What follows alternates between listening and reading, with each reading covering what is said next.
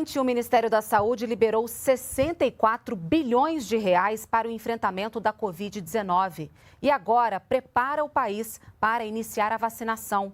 Vamos ao Rio de Janeiro conversar com a repórter Alessandra Lago. Ela traz ao vivo para a gente mais informações sobre esse assunto. Alessandra, bom dia para você. Olá, Renata. Bom dia. Em 2020, o Ministério da Saúde destinou aos 26 estados e Distrito Federal 198 bilhões de reais. Desse total, 133 bilhões e 900 milhões de reais foram para serviços de rotina do SUS e 64 bilhões para o enfrentamento da Covid-19. Os recursos foram disponibilizados para aquisição de equipamentos e insumos, como ventiladores pulmonares, equipamentos de proteção individual, medicamentos, além da habilitação e prorrogação de leitos de unidades de terapia intensiva.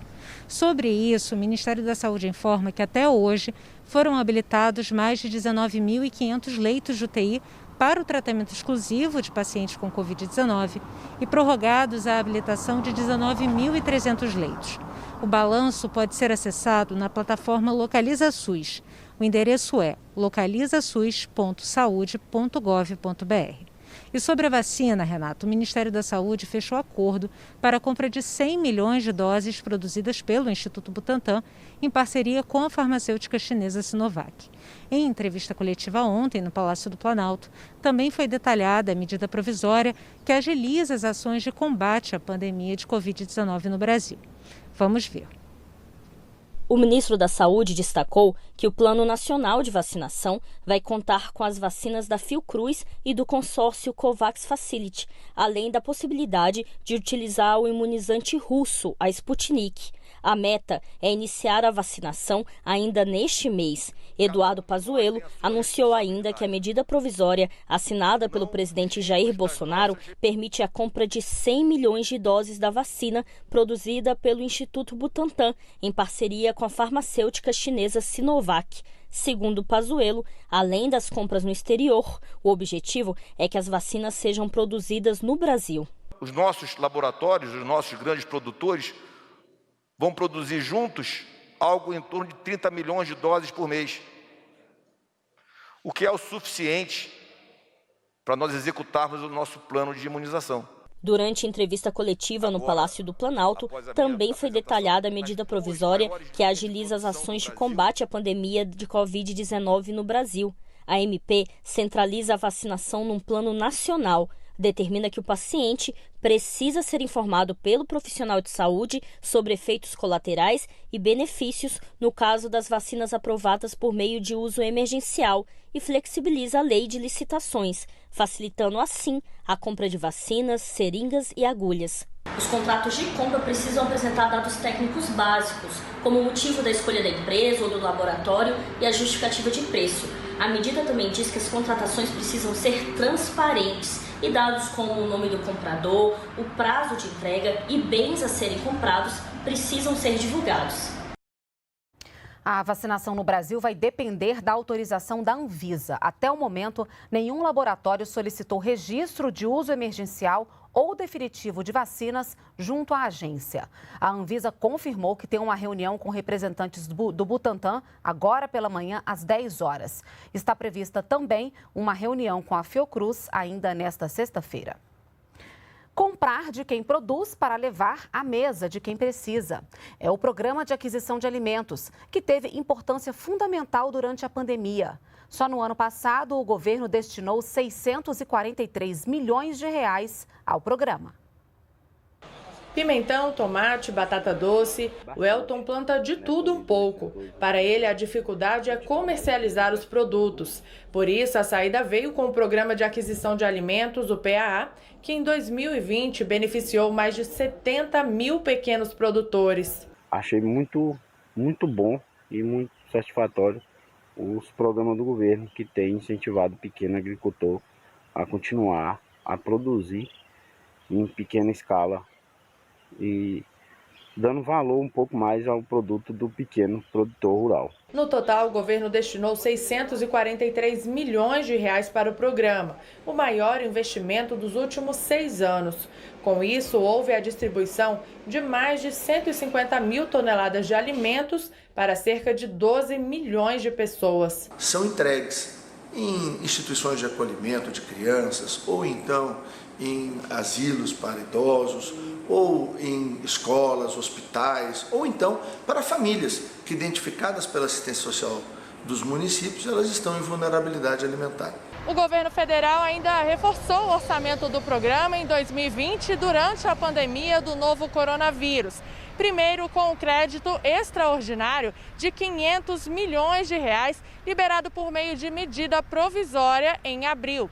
E em setembro, por meio de uma portaria, liberou cerca de 73 milhões adicionais. Outra frente do programa foi o incentivo à produção e ao consumo de leite.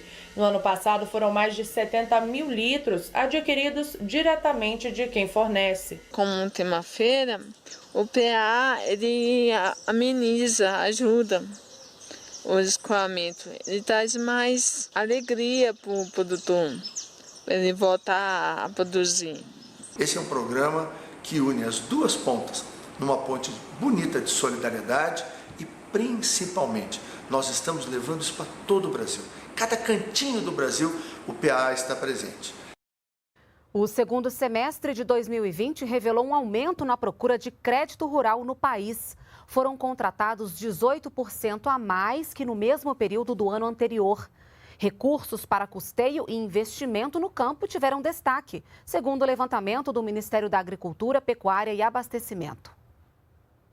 Produtor de carne, arroz e soja em Pelotas, no Rio Grande do Sul, Joaquim conta que sempre usou o crédito rural para desenvolver a produção. A última aquisição foi uma colheitadeira.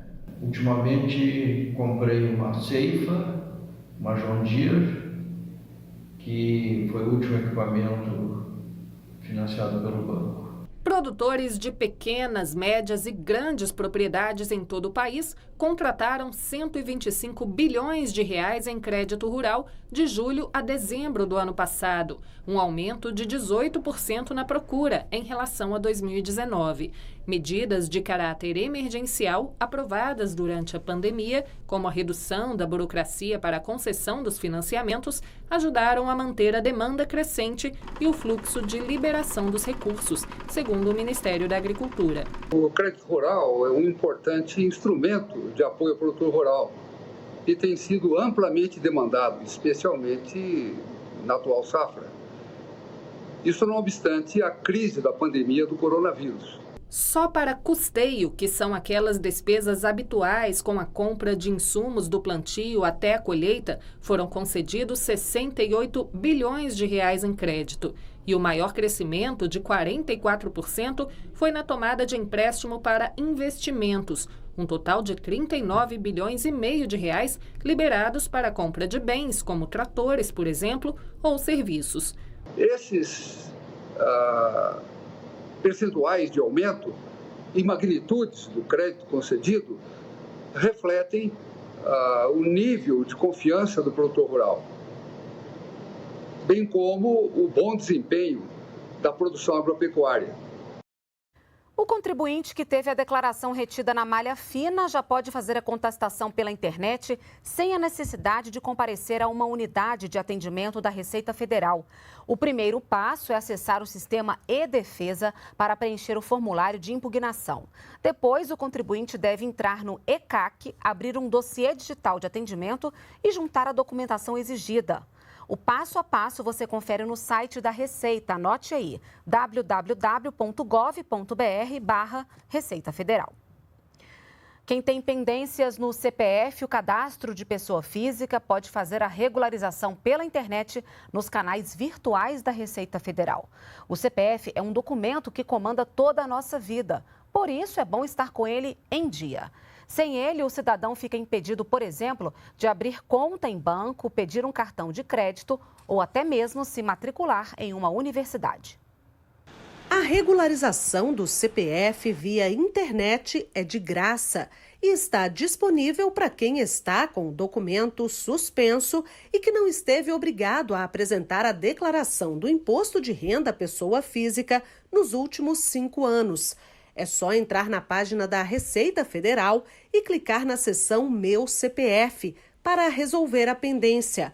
Além do computador, o procedimento pode ser feito também pelo celular, por meio do aplicativo CPF Digital. Se o CPF estiver regular, mas com dados incompletos ou incorretos, as informações podem ser prestadas no site da Receita Federal através do serviço Alterar CPF, onde haverá preenchimento de um formulário com seus dados. Vamos falar de cultura agora? A Cinemateca Brasileira tem o maior acervo audiovisual da América Latina e está entre as 5 maiores do mundo. E agora vai começar a formar profissionais na área. Você vai conhecer um pouco mais desse patrimônio brasileiro agora na reportagem. Só pode ser essa. Este é um dos tesouros guardados na Cinemateca Brasileira. O Pagador de Promessas, do cineasta paulista Anselmo Duarte. O único filme brasileiro que ganhou a Palma de Ouro no maior festival de cinema europeu, o de Cannes. O conjunto de prédios de tijolinhos na zona sul de São Paulo guarda a maior riqueza audiovisual do Brasil. Ela existe desde 1940, quando foi criada. Em 84 passou para as mãos da União. E de lá para cá tem sido cuidada através do governo federal e de parcerias com organizações sociais ao longo do tempo. A Cinemateca Brasileira tem o maior acervo da América do Sul. São cerca de 250 mil rolos de filmes e mais de 1 milhão de documentos relacionados ao cinema, como cartazes, roteiros e fotos. A Cinemateca já nasceu gigante, está entre as 5 maiores do mundo. Além de preservar filmes desde que o cinema foi inventado, tem o papel de restaurar obras e divulgar o audiovisual. Outro objetivo será a formação profissional. A gente vai trabalhar para se tornar um centro de formação profissional em audiovisual, mais do que de cinema, né? De audiovisual, de formação de profissionais no audiovisual em todas as profissões que compõem a cadeia do audiovisual. Tudo aquilo que diz respeito a você se formar em cinema, em audiovisual, aqui vai ser a escola para isso acontecer.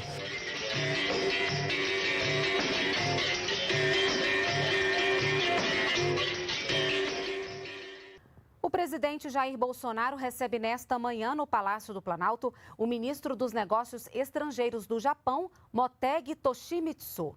É a primeira viagem à América Latina realizada por um chanceler japonês desde o início da pandemia. Motegi se reunirá também com o ministro das Relações Exteriores, Ernesto Araújo, e vai assinar acordos de cooperação. O Japão é um dos principais parceiros comerciais do Brasil na Ásia. A comunidade brasileira lá no Japão é a 3ª maior no exterior, com cerca de 200 mil pessoas. Já a comunidade japonesa aqui no Brasil é de cerca de 2 milhões de pessoas, a maior população de origem nipônica fora do país asiático. O Brasil em Dia fica por aqui. Você pode nos acompanhar também pelas redes sociais.